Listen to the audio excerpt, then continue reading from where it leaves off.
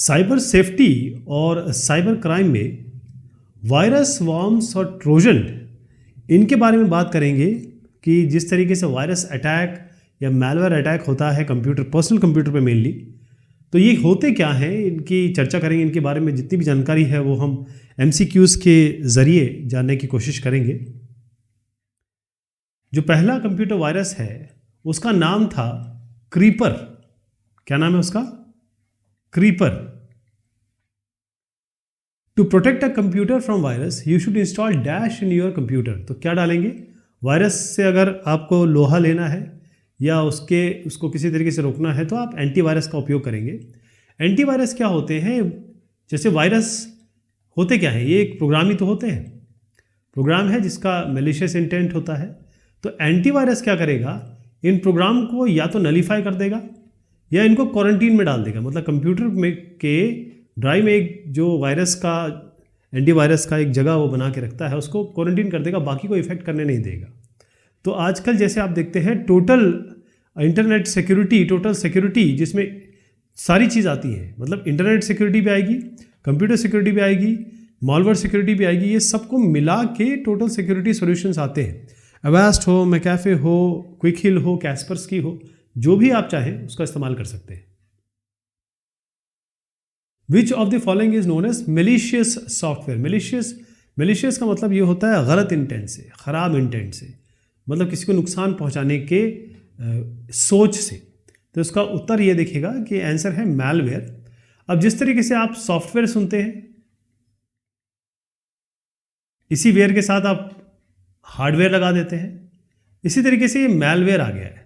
Malware जो है वो भी सॉफ्टवेयर ही है और उसको इस तरीके से बनाया जाता है, या उसका कारण ही ये होता है कि आपके कंप्यूटर को डैमेज करना होता है। और कंप्यूटर ही नहीं, चाहे कंप्यूटर हो, सर्वर हो, क्लाइंट हो, या इवन नेटवर्क की बात करें तो बहुत सारे मैलवेयर हैं जिसमें वायरसेस तो है ही, वॉर्म है, ट्रोजन हॉर्सेस हैं, रैंसमवेयर है, मतलब आपके कंप्यूटर को हैंग कर देगा, नेटवर्क को हैंग कर देगा कि भाई इतने पैसे दो तब आगे बढ़ेंगे। स्पाईवेयर है, आपके कंप्यूटर पे आके वो स्पाइंग करेगा, यानी जासूसी करेगा। ऐसे वेयर्स होते हैं जो केवल जिसमें ऐड ही ऐड आते रहते हैं, आप चाहो ना चाहो। ऐसे रूज है, वाइपर है, स्केयरवेयर है, बहुत सारे ऐसे तरीके के नाम हैं, क्योंकि लोग की अलग अलग सोच होती है, अलग अलग के। जैसे क्रिमिनल होते हैं ना, कोई चोरी करता है, कोई डकैती डालता है, कोई खून करता है, तो उस तरीके के अलग अलग नाम इनको सबको मैलवेयर के अंडर में डाल दिया गया है। McAfee is an example of, शायद आपने सुना होगा, मैंने मैकेफी का नाम लिया था। तो कब लिया था मैंने? एंटीवायरस की जब हम चर्चा कर रहे थे। A dash is a computer program that can invade computer and perform a variety of functions ranging from annoying, that is popping up messages as a joke, to a dangerous deleting files। तो ऐसा एक programme जो आपको परेशान करे, आपको अनॉय करे, या आपका पूरा फाइल ही उड़ा दे, ऐसे कौन से प्रोग्राम होते हैं तो उनको हम कहते हैं कंप्यूटर वायरस। तो वायरस कोई ऐसा नहीं होता है कि जिसका एक ही काम होता है। देखिएगा आप, कितने अलग अलग काम हैं। ये डिपेंड करता है कंप्यूटर प्रोग्राम जिसने वायरस लिखा है वो कैसा लिखा है। When a logic bomb is activated by a time related event, it is known as, तो इसको हम कहते हैं एक लॉजिक बॉम्ब। जैसे ही एक टाइम कंप्लीट हो जाएगा, मान लीजिए जैसे 24 घंटे हो गए, 48 घंटे हो गए, उसके बाद ये ऐसा इफेक्ट करेगा तो उसे हम कहते हैं टाइम बॉम्ब। ये वो वाला टाइम बॉम्ब नहीं है जो नॉर्मली हम टेररिज्म में देखते हैं या फिर आर्मी डिफेंस में देखते हैं। ये वो वाला बॉम्ब है जो हम लॉजिक बॉम्ब की बात करें कि लॉजिक तभी काम करेगा कंप्यूटर में। कंप्यूटर प्रोग्राम में हम क्या करते हैं, रीजनिंग और लॉजिक ही तो लगाते हैं। वो लॉजिक कब काम करेगा उसकी बात हो रही है। Dash are often delivered to a PC through an email attachment and offer design to do harm.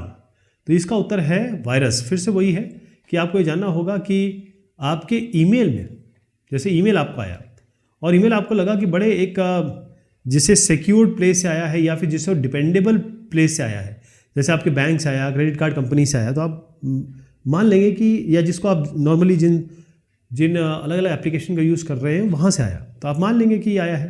फिर वो आपसे लेजिटिमेट मेल लिख के, सही मेल लिख के यहाँ नीचे कहेंगे कि इस लिंक पे क्लिक करिए या इस अटैचमेंट को खोलिए। आप खोलेंगे, बस इतना खोलना ही काफ़ी है, वो अपने आप चल जाएगा। तो आप देखेंगे जो EXE फाइल है, जीमेल इसे आपको भेजने नहीं देता है, या आप ये अटैच नहीं कर सकते। उसका कारण ये है कि जो .exe और इस तरीके की एग्जीक्यूटिव फाइल होती है, एक बार जैसे आपने इसको ईमेल अटैचमेंट को क्लिक किया वो चल जाता है और आपका कंप्यूटर वायरस से अफेक्टेड हो जाएगा, इन्फेक्टेड हो जाएगा। The altering of data so that it is not usable unless the changes are undone it is. मतलब अगर आप कोई डेटा जैसे मान लीजिए ए का बी कर दिया आपने, अब बी का उपयोग नहीं कर सकता, जब तक आप ए नहीं लाएंगे तब तक आप उपयोग नहीं कर पाएंगे। तो ए का किसी ने बी कर दिया, तो ए को बी करना फिर बी को ए करना, इसको हम कहते हैं इंक्रिप्शन। वैसे बेसिकली ए को बी करना और फिर बी को दोबारा ए करना, इस प्रोसेस को हम इंक्रिप्शन कहते हैं। और ये जो बैक प्रोसेस मैंने बताया उसे हम डिक्रिप्शन कहते हैं। तो जो अगर हम मान लीजिए किसी से यहाँ पर दो तमिलियंस हैं और ये हिंदी भाषी हिंदी जानता है, तमिल नहीं जानता, तो अगर ये तमिल में बात कर रहे हैं तो इनकी भाषा इसको समझ में नहीं आएगी। तो एक तरीके से इनक्रिप्ट कर दिया, ये हिंदी में भाषा बात कर सकते हैं लेकिन वो नहीं कर रहे हैं क्योंकि वो नहीं चाहते कि इसको यह भी उसको समझ में आए, इसे हम इंक्रिप्शन कहते हैं। लेकिन अगर ये तमिल सीख के आ जाते हैं तब आप क्या करेंगे, ये आपस में बात करें तो ये जान जाएंगे। तो एक तरीके से इंक्रिप्शन का तरीका ये होता है, इंक्रिप्शन का मतलब ये होता है कि आपकी जो मैसेज है, जैसे हेलो, इसको आपने कर दिया XYCNP ऐसे करके कोड कर दिया, कोई नहीं समझ पाएगा कि इसका मतलब हेलो होता है। ये जो कोडिंग स्कीम है वो आप ही को पता है। फिर उसके बाद XYZNP किसी के पास पहुंच जाएगी, फिर उसके बाद डिक्रिप्शन कोड होगा, वो उसको दोबारा हेलो में कन्वर्ट करके वो समझ जाएगा कि भाई हेलो आया है। तो ये इंक्रिप्शन और डिक्रिप्शन दो तरीके होते हैं जिसमें हम टेक्स्ट को या नंबर्स को स्क्रैम्बल कर देते हैं और इधर उधर कर देते हैं या कोडिंग यूज़ कर लेते हैं, और उसके बाद हमारा जो डेटा है वो बगैर किसी के जाने हुए सही जगह पहुंच जाता है। तो जो नुकसान पहुंचाने वाले लोग हैं उनसे हमें थोड़ी सी सेफ्टी मिलती है। वायरस स्टैंड्स फॉर, वायरस किसके लिए होता है, मतलब वायरस का हमने 2-3 क्वेश्चन में देख लिया कि एक्चुअल इंटेंट क्या है, प्रोग्राम ही है, लेकिन इसका बाकायदा फुल फॉर्म है। फुल फॉर्म क्या होता है, देखिए वी से है वाइटल, आई से है इंफॉर्मेशन, आर से है रिसोर्स, यू से है अंडर, एस से CGI है। तो virus vital information resource under seize, ये वायरस का फुल फॉर्म है। What is short of malicious software. अब मेलिशियस सॉफ्टवेयर का MAL ले लीजिए और वेयर ले लीजिए। इस software design to disturb computer operation, gather sensitive information और gain unauthorised access to computer system. तो जो वायरस है, ऐसा वायरस की इंफॉर्मेशन क्या है, वायरस एक प्रोग्राम है जो आपको किसी न किसी तरीके से नुकसान पहुंचाएगा। वॉर्म क्या है, जो अच्छा वायरस के लिए एक आदमी की ज़रूरत होती है, जैसे पेन ड्राइव डालेगा इधर से उधर ले जाएगा। वॉर्म भी वायरस है लेकिन इसको आदमी की ज़रूरत नहीं पड़ती, ये नेटवर्क से अपने आप फ्लो करता चला जाएगा। ऐसे ट्रोजन हॉर्स है, वो छुपा होता है, ऐसे छुपा होता है। और ये कैसे छुपा होता है, एक अच्छा सा प्रोग्राम है, एकदम डिपेंडेबल कोड है, जिसे कहेंगे आप सेफ कोड है, और उस कोड के अंदर एक छोटा सा कोड लिखा होगा जो कि हार्मफुल कोड है, उसे हम ट्रोजन हॉर्स कहते हैं, छुपा हुआ है। तो अब इसको देखें कि भाई what is short for malicious software is software design to disturb computer operation, gather sensitive information और gain unauthorised access to computer system. इसका सीधा नाम है मैलवेयर। इसका मैंने बता भी दिया, MAL यहाँ से आया है, वेयर यहाँ से आया है। विच of the following is not an antivirus software, कौन सा नहीं है, AVG है, मैकेफी है, अवास्ट है, कोड रेड नहीं है। तो कोड रेड है क्या, कोड रेड कंप्यूटर वॉर्म है, कंप्यूटर वॉर्म है, और ये इंटरनेट पे आया था जुलाई 15, 2001 को। और इसने क्या किया था कि जो वेब सर्वर होते हैं, वेब सर्वर क्या होते हैं, बेसिकली वेबसाइट वगैरह वेब एप्लीकेशन होस्ट करते हैं वो। तो माइक्रोसॉफ्ट का जो IIS वेब सर्वर है, इसको अटैक किया था इसने, बहुत बड़ा, और इसमें एक थ्रेड भी था, अटैक भी किया इसने। और बड़े बड़े जो एंटरप्राइज नेटवर्क्स हैं, बड़े बड़े ऑफिसेज, बड़े बड़े कंपनीज जो है, उनको इफेक्ट किया था इसने, इसलिए इसका नाम दिया गया code red. Which of the following is are threats for electronic payment systems. अब आजकल क्या करते हैं, आप कहीं भी जाते हैं, आपके पास पेटीएम है, भीम है, फोन पे है, जो नाम मैं ले लूँ वो कम है, गूगल पे है। अब क्या करते हैं, आप सीधा जाते हैं, किसी का नंबर पूछते हैं, उससे पैसा ट्रांसफर कर देते हैं, या QR कोड स्कैन करते हैं, पैसा ट्रांसफर कर देते हैं। ये सब कर रहे हैं ना। इलेक्ट्रॉनिक पेमेंट सिस्टम ये है। जहाँ आप ऑनलाइन बैंकिंग करते हैं, ऑनलाइन बैंकिंग भी करते हैं। तो भाई कौन सा ऐसा है इसके लिए, तो कंप्यूटर वायरस हो, चाहे ट्रोजन हॉर्स हो, चाहे वॉर्म्स हो, कोई भी इसमें ऐसा अछूता नहीं है। अब ये सारे ध्यान रखिएगा, इनके कार्यशैली के हिसाब से इनका नाम डिसाइड हुआ है, हाउ डज दे फंक्शन और हाउ डू दे इफेक्ट। लेकिन सबसे बड़ी बात है कि सारे के सारे प्रोग्राम ही हैं। जैसे आप एडिशन का प्रोग्राम लिखते हैं, सब्ट्रैक्शन का प्रोग्राम लिखते हैं, नंबर रिवर्स करने का प्रोग्राम लिखते हैं, ऐसे ही ये प्रोग्राम है। These are just programs. लेकिन ये किस तरीके से लिखे हैं, क्या इस पर इफेक्ट करेगा, कंप्यूटर प्रोग्रामर ने क्या इसमें डाला है, उसके हिसाब से ये चेंज होता रहता है। तो ऑल ऑफ द अबव इसका उत्तर होगा। सभी आपको इफेक्ट तो करेंगे या परेशान करेंगे। The viruses that migrates freely with a large population of unauthorized email user is called अब एक वायरस जो मैंने अब जैसे आपको पहले भी बताया, माइग्रेट फ्रीली और within a large population of unauthorized email user, इसे हम क्या कहते हैं? देखें, अगर आपको याद होगा कि मैक्रो क्या होता है कि हम खास तौर पे जैसे MS वर्ड है या कहें MS ऑफिस ज़्यादा बेटर रहेगा। MS ऑफिस के जो स्वीट है, इसमें अगर आपको कोई एक प्रोग्राम अपना खुद बनाना है, मतलब कोई ऐसा काम करना है जो यहाँ नहीं दिया हुआ है लेकिन आप जानते हैं कैसे करना है उसको, तो वो मैक्रो प्रोवाइड करते थे।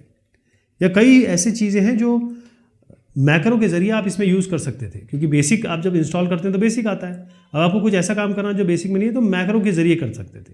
तो मैक्रो भी एक प्रोग्राम था, मतलब एक सॉफ्टवेयर कोड ही है, या फिर कहें कि ऐसा कोड जो आपको तो सही, आपको एक नॉर्मल दिखाई दे लेकिन बैकग्राउंड में उसमें कोड लिखा हुआ है।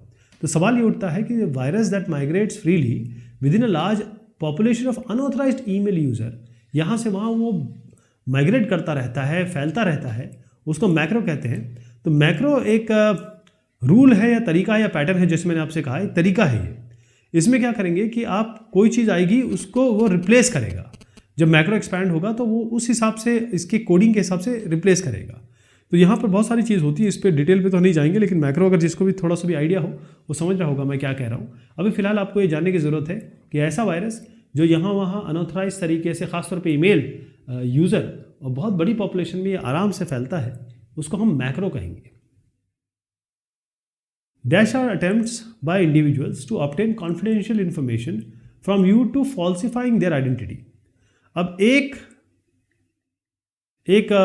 बंदा आता है और वो घर पे आता है, बच्चा अकेला है, उसको बोलता है कि मैं तुम्हारे पिताजी का दोस्त हूँ और उनका एक्सीडेंट हो गया, चलो मेरे साथ, और फिर ये इसको किडनैप कर लेता है। तो इसने क्या किया, इसने एक तरीके से अपने आप को फॉल्सिफाई, गलत तरीके से पेश किया कि मैं आपके पिताजी का दोस्त हूँ, या जो भी उसने रिश्ता बनाया।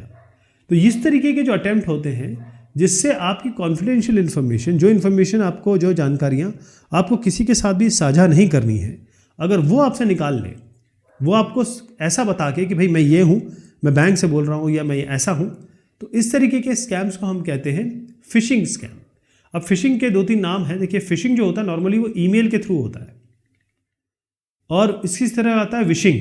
विशिंग जो होता है, क्योंकि वॉइस आ गया तो ये होता है वॉइस पे आपको फ़ोन करके कोई साइकोलॉजिकल ट्रिक खेलेगा, आप उसमें फंस जाएंगे। तो फिशिंग, विशिंग, और एक होता है स्मिशिंग। ये होता है SMS के जरिए। SMS आएगा आपको कि भाई इस ईमेल लिंक या इस लिंक पे क्लिक करो, आपका कार्ड ब्लॉक हो गया, आप क्लिक करेंगे और आपसे इन्फॉर्मेशन वो सारी मांग लेगा। तो फिशिंग स्कैम्स कहते हैं इसको, स्कैम्स। ऑथेंटिकेशन क्या होता है? देखिए, 2 शब्द है, एक ऑथेंटिकेशन और एक ऑथराइजेशन। तो पहले ऑथेंटिकेशन समझिए। ऑथेंटिकेशन, पहले आंसर देख लीजिए इसका। Hard to assure identity of user on a remote system. तो हार्ड तो नहीं होगा ये, इसको आप जस्ट टू अश्योर ऐसे कर लीजिए, assure identity of user on a remote system. तो होता ये है कि आप किसी एक सिस्टम में आना चाहते हैं या किसी रिमोट किसी सिस्टम में आना चाहते हैं, ठीक है। तो authentication is the act of providing an assertion such as the identity of a computer system user. एक यूज़र आएगा, वो बोलेगा कि भाई मैं असर्ट करता हूँ कि मैं इस कंप्यूटर का यूज़र हूँ। अब आइडेंटिफिकेशन की बात करें कि in contrast to identification, authentication और आइडेंटिफिकेशन में थोड़ा अंतर क्या है? The act of indicating a person और things identity, authentication is the process of verifying that identity. अब आप देखें कि ये बंदा आया और इसने अपना यूज़र नेम और पासवर्ड डाला। यूज़र नेम और पासवर्ड इसने ये जो डाला वो सही डाला, तो ये ऑथेंटिकेट हो गया। अब कोई एक और आया, उसने कहा मैं इस कंप्यूटर का यूज़र हूँ, उसने यूज़र नेम और पासवर्ड डाला और ये गलत हो गया, तो इसका मतलब ये ऑथेंटिकेटेड नहीं है यहाँ जाने के लिए। आपने देखा होगा कई ऐसे अलग अलग ऑफिस हैं जिसमें एक आपको कार्ड लगाना पड़ता है। जब कार्ड लगाते हैं तभी वो गेट खुलता है, तो वो ऑथेंटिकेटेड आदमी ही इसके अंदर जा पाएगा। ऑथेंटिकेशन ये होता है, आप ऑथराइज्ड हैं, लेकिन ऑथेंटिकेशन का मतलब ये होता है कि ये कार्ड यहाँ पर बोलना चाहिए कि हाँ भाई ये इनके साथ मैच करना चाहिए इन्फॉर्मेशन में, तभी आप एंटर कर पाएंगे। तो ऑथेंटिकेशन ये इसका हाथ होता है, हैंड कह सकते हैं इसको, हैंड टू इश्योर, और this is to assure identity of a user on a remote system. Remote system हो सकता है, लोकल सिस्टम हो सकता है, तमाम तरीके की एंट्री हो सकती है इसमें। A dash is a computer program that can replicate itself and spread from one computer to another। तो अभी तक तो आप इतने सवालों में समझ गए होंगे कि मैं क्या कहना चाह रहा हूँ। देखिए, कंप्यूटर वायरस इसका ये है कि ऐसे कई वायरस लिखे जाते हैं, ये सब लिखने का तरीका है। अगर किसी कंप्यूटर प्रोग्रामर ने जो वायरस बनाना चाहता है, नुकसान पहुँचाना चाहता है, उसने ऐसा वायरस लिखा है जिससे वो रेप्लिकेट नहीं होगा, तो फिर रेप्लिकेट नहीं होगा। लेकिन उसने ऐसा बना दिया कि रेप्लिकेट होगा। रेप्लिकेट मतलब डुप्लीकेट होगा, एक हो जाएगा, फिर दो हो जाएंगे, चार हो जाएंगे। लेकिन वायरस का मतलब यही होता है कि वो आपके सिस्टम पे लाया जाएगा किसी न किसी एक्सटर्नल मीडिया के थ्रू, जैसे पेन ड्राइव हो गया या हार्ड ड्राइव हो गया, इस तरीके से वो लाया जाएगा। और उसके बाद एक बार आपका कंप्यूटर इफेक्ट हो गया तो कोई और लगाएगा ना इसमें पेन ड्राइव, तो उसके इसमें चला जाएगा पेन ड्राइव में, फिर ये चला जाएगा किसी और जहाँ पर ये पेन ड्राइव दूसरे सिस्टम में लगाएगा। इस तरीके से ये अपने आप को रेप्लिकेट करता है ना, कंप्यूटर वायरस। बाकी तो खैर इसमें मैच ही नहीं कर रहे हैं, तो बी ही वैसे भी सही आंसर लग रहा है। विच of the following virus overtake computer system when it boots and destroy information. तो भाई बूट के समय क्या होता है, होता यह है कि एक रॉम जिसे कहते हैं रीड ओनली मेमोरी, वहां पर आपके कंप्यूटर जब खुलेगा, ओपन होगा, तो इसमें क्या होता है, इसको हम बूट सेक्टर या बूट का सिचुएशन कहते हैं। ऑपरेटिंग सिस्टम के शुरू होने से पहले, उसका मेन मेमोरी में लोड होने से पहले कुछ हार्डवेयर में ऑलरेडी लिखा हुआ है, वो एग्जीक्यूट होता है, तब आपका कंप्यूटर बूट हो जाएगा। उसके बाद वो ऑपरेटिंग सिस्टम को लोड करेगा। ऑपरेटिंग सिस्टम सॉफ्टवेयर है, प्योरली सॉफ्टवेयर है। ऑपरेटिंग सिस्टम का हार्डवेयर से कोई लेना देना नहीं है। हार्डवेयर को चलाने के लिए ऑपरेटिंग सिस्टम का काम है, लेकिन operating system is a software. तो हार्डवेयर में लिखा हुआ कोड जो एक हार्डवेयर को ओपन करेगा और फिर ऑपरेटिंग सिस्टम को लोड करेगा, ये सारा तरीका होता है बूटिंग का। तो इसमें आप देखें कि जो इसमें पूछा गया है, एक वायरस जो कंप्यूटर सिस्टम को बूट पे ही पकड़ ले, ऑपरेटिंग सिस्टम के आने से पहले ही बूट पे ही खराब कर दे उसको, मतलब यहाँ जाके इफेक्ट कर जाए जो हार्डवेयर में लिखा हुआ है, रॉम में लिखा हुआ है, राइट। जैसे आप देखते हैं आपका कंप्यूटर ओपन होता तो HP दिखाई देता है, डेल वाले केस में डेल दिखाई देता है। ये कैसे दिखाई देता है, क्योंकि डेल वालों ने ये बना रखा है, तो डेल वाले डेल दिखाते हैं, HP वाले HP दिखाते हैं। तो बूट वायरस, या इसको हम कहते हैं बूट इन्फेक्टर, या इसको MBR वायरस भी कहते हैं, मास्टर बूट रिकॉर्ड, और या DBR वायरस भी कहते हैं। ये क्या करता है कि जो एक कंप्यूटर सिस्टम है जिसमें एक्चुअल इन्फॉर्मेशन होती है और कंप्यूटर ऑपरेटिंग सिस्टम के लोड होने से पहले जो इन्फॉर्मेशन होती है उसको जाके अटैक करता है। तो ऑपरेटिंग सिस्टम आने से पहले ही ये कंप्यूटर वैसे ही बैठ जाएगा। की लॉगर इज, और आप देखिए,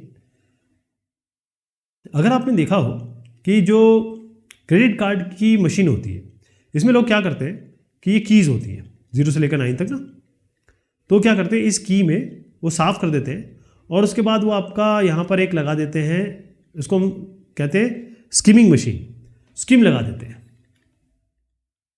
तो आपने कार्ड डाला, कार्ड की सारी इन्फॉर्मेशन स्किमर ने ले ली, फिर उसके बाद आपने जब पिन कोड यहाँ डाला तो उन्होंने तो साफ़ कर रखा है और एक केमिकल इस पर लगा रखा है। जिस बटन पे आप यहाँ पर हिट करेंगे वो ग्लो हो जाएगा जब वो देखेंगे। तो स्किमर ने कार्ड डिटेल ले लिया, पिन यहाँ से ले लिया गया। इस तरीके से वो बेवकूफ़ बनाते हैं या आपकी सारी इन्फॉर्मेशन ले लेते हैं, जो लोग करते हैं, जो अटैक करना चाहते हैं। अब की लॉगर का मतलब ये है, इसमें इसको मैं कह रहा हूँ स्पाईवेयर। स्पाईवेयर क्यों कहते हैं, क्योंकि ये आपके आएगा कंप्यूटर में, की लॉगर आ गया। उसके बाद आपका एक कीबोर्ड है, ये कीबोर्ड है आपका, इसमें अलग अलग कीज़ हैं। आपने जैसे ही यहाँ पर मान लीजिए कोई बैंकिंग एप्लीकेशन या बैंकिंग सॉफ्टवेयर खोला और उसमें आपने यूज़र नेम पासवर्ड डाला, तो यूज़र नेम पासवर्ड डालते ही जो आप की दबाएंगे ना, उससे वो यूज़र नेम और साथ में जो पासवर्ड है, पासवर्ड मेन होता है, वो पासवर्ड को ये की लॉगर, की को जब लॉक कर, मतलब की को दबा रहे हैं तो वो कौन सी की दबी है वो इस सॉफ्टवेयर में आ जाएगा। और ये सॉफ्टवेयर है साफ स्पाईवेयर, जासूसी कर रहा है, तो ये अपने मालिक को इन्फॉर्मेशन भेज देगा। ये होता है, ठीक है। ये सारा इन्फॉर्मेशन मैंने यहाँ पर दिया हुआ है। To protect yourself from computer hacker you should turn on. जब आप हैकर से बचना चाहते हैं तो आपको क्या चालू करना पड़ेगा, उसके लिए आपको फायरवॉल चालू करना पड़ेगा। तो फायरवॉल जो होता है वो सॉफ्टवेयर भी होता है और हार्डवेयर भी होता है। बेसिकली सॉफ्टवेयर हार्डवेयर को अगर आप समझें या केवल आप फायरवॉल को समझें तो ये एक तरीके से स्निफर होता है, कुत्ते की तरह होता है।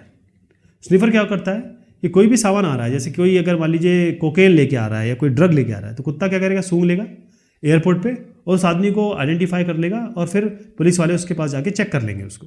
इसी तरीके से जो भी डेटा आपके कंप्यूटर से, मान लीजिए यूज़र कंप्यूटर है या रिमोट कंप्यूटर है, तो यूज़र कंप्यूटर से जो भी डेटा जा रहा है उसको ये स्निफ करता है या देखता है कि भाई इसमें कुछ गलत तो नहीं जा रहा है। या फिर जो रिमोट कंप्यूटर से आ रहा है, जैसे इंटरनेट कनेक्टिविटी आपने लगाई हुई है या किसी और से कोई रिमोट काम कर रहा है और यहाँ पर वो फायरवॉल लगा है, वो देखेगा कि भाई गलत तो नहीं हो रहा है कुछ, और जो जो चीज़ें इसमें प्रोग्राम आपने करके रखी होगी वो ये पकड़ लेगा। जैसे मान लीजिए .uk, इसकी वेबसाइट आप नहीं चाहते कोई ओपन करे, या आप नहीं चाहते कुछ ऐसा मटेरियल जो यहाँ लोग ओपन करें जैसे यूनिवर्सिटी में, तो आप इसको बैन कर दीजिए, तो एक तरीके से फायरवॉल उसे ब्लॉक कर देगा। तो यही काम है एक हैकर, अगर आपने फायरवॉल ऑन किया है तो हैकर को बड़ी मुश्किल होगी। Firewalls are used to protect against, अभी हमने देखा इसके बारे में बात की। फायरवॉल में ज़रा बता भी देता हूँ ये नाम कहाँ से आया। अगर मान लीजिए ये कोई बहुत बड़ा वॉल, ये कहें कि एक वॉल इसके आसपास है, ये वॉल है ना, और ये कोई ऑफिस है, या पहले ज़माने की बात करता हूँ, ये होते थे फोर्ट, बड़े बड़े राजाओं के किले, इसके आसपास ये करते थे, ये आग लगा देते थे यहाँ पे एक वॉल और उसके आसपास आग लगा देते, कभी कभी गड्ढा खोद के, डिच खोद के भी आग लगा देते थे। तो जब आग लगी हुई है तो अगर कोई दुश्मन, उनको पता चल गया कि दुश्मन आने वाला है, इस आग के पार कैसे जाएगा, तो ये तो बच जाएंगे ना, क्योंकि कब तक ये खड़े रहेंगे, आग जलाते रहेंगे जब तक इनके पास लकड़ी है या जब तक सामान है। तो फायरवॉल ये होता है कि बाहर की को अंदर नहीं आने देता है, यही है फायरवॉल की कहानी। तो अगर आप देखेंगे firewalls are used to protect against, answer है इसका अनऑथराइज एक्सेस, बाहर का आदमी अंदर ना आए उसके लिए firewall. Which of the following describes programs that can run independently, travel from system to system and disrupt computer communication? तो इसमें उत्तर आपका आएगा वॉर्म। देखिएगा वॉर्म, वायरस, ट्रोजन, इसकी डेफिनेशन भी आप सीख रहे हैं यहाँ पे। एक कंप्यूटर वॉर्म होता है, एक मैलवेयर है जो क्या करता है, कॉपीज बनाता है, लेकिन ये कंप्यूटर से कंप्यूटर इधर उधर आराम से फैल जाता है बगैर किसी ह्यूमन इंटरेक्शन या ह्यूमन इंटरवेंशन का। आपको आदमी की जरूरत नहीं पड़ती कि पेनड्राइव यहाँ लगाओ, फिर पेनड्राइव वहाँ लगाओ, फिर वायरस फैलाओ, ऐसा नहीं। बस ये क्या करता है कि किसी के साथ अटैच हो जाता है और नेटवर्क टू नेटवर्क, अगर इसको नेटवर्क मिल जाता है तो फ्लो कर जाता है, यहाँ से वहाँ घूमता रहता है। तब आप समझ में आ गया कि इसको फिर से हम समझेंगे कि प्रोग्राम ऐसा जो अपने आप इंडिपेंडेंटली, मतलब इसको कोई सोर्स नहीं चाहिए, एक जगह से दूसरी जगह जाता रहता है और कंप्यूटर का कम्युनिकेशन को बाधित करता है, रोकता है। Dash software are programs that are installed onto your computer and can scan and remove known viruses which you may have contracted. अगर आपके सिस्टम में कोई वायरस आ गया या आ रहा है, तो अगर आप एंटीवायरस डालेंगे तो क्या होगा, एंटीवायरस उसको रोकेगा, खत्म करेगा, खत्म नहीं कर पाएगा, डिस्ट्रॉय नहीं कर पाएगा, तो उसको क्वारंटीन में डाल देगा ताकि वो आगे इफेक्ट ना कर पाए। तो एंटीवायरस इसका सही आंसर है। कोड रेड इज ए और एन। अभी हमने कोड रेड के बारे में जानकारी ली तो इसको जल्दी से कर देंगे। ये आपका वायरस है, आपको मैंने बताया था कब आया था ये। बेसिकली ये जो माइक्रोसॉफ्ट का IIS वेब सर्वर है, कई सारी कंपनीज के पास ये वेब सर्वर, उसको अटैक किया इसने। उसी के बाद फिर आपने देखा आगे अपाचे वगैरह आए। विच of the following would most likely not be A symptom of virus. अगर आपके कंप्यूटर में वायरस आ गया तो कौन सा सिम्टम नहीं होगा। देखिए जब आप बीमार होते हैं तो क्या होता है, आपको बुखार होता है, फीवर हो जाता है और तमाम तरीके की चीज़ें आपको पता लग जाती है, आपकी बॉडी बता देती है कि आप बीमार हैं, है ना। तो बेसिकली कंप्यूटर में जब वायरस आता है तो कंप्यूटर भी आपको तरह तरीके की, या ऑपरेटिंग सिस्टम आपको तरह तरीके की चीज़ें दिखा देगा कि भाई वायरस आ गया है। तो कौन सा इसमें नहीं हो सकता है। अगर आपका CD-ROM काम करना बंद हो गया है तो इसका मतलब कोई हार्डवेयर फेलियर हुआ है।